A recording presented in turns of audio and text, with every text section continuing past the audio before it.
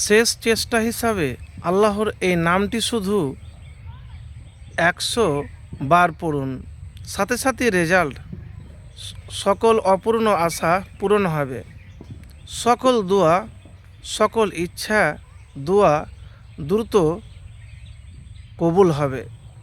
প্রিয় ভাই, আমি যে আল্লাহর নামের কথা বলেছি, ইয়া হাইয়ু ইয়া কয়্যুম, আল্লাহর গুণবাচক নাম, অর্থ হে চিরঞ্জীব, হে চিরস্থায়ী।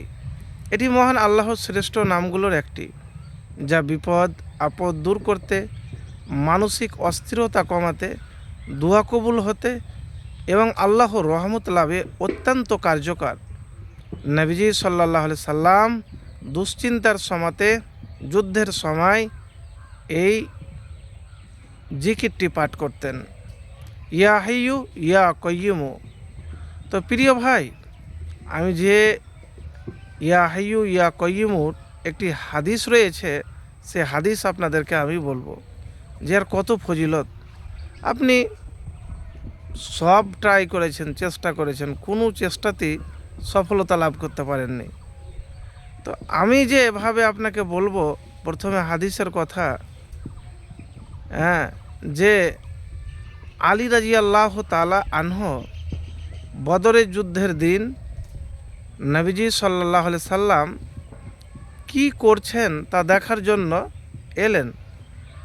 এসে দেখছেন যে নবীজি সাল্লাল্লাহু আলাইহি সাল্লাম সিজদাতে পড়ে শুধু ইয়া হাইয়ু ইয়া কয়্যুমু পড়ছেন, আর অন্য কিছু বলছেন না। এরপর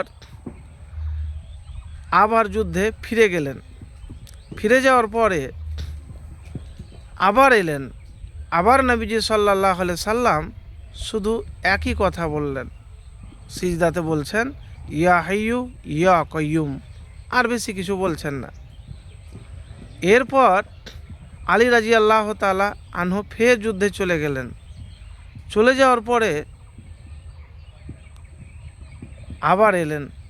তো কিছুক্ষণের মধ্যে দেখলেন যে আল্লাহ সুবহানাহু ওয়া তাআলা নবীজি সাল্লাল্লাহু আলাইহি সাল্লামকে বিজয়ী করলেন, যুদ্ধে, বদর যুদ্ধে বিজয়ী হলেন।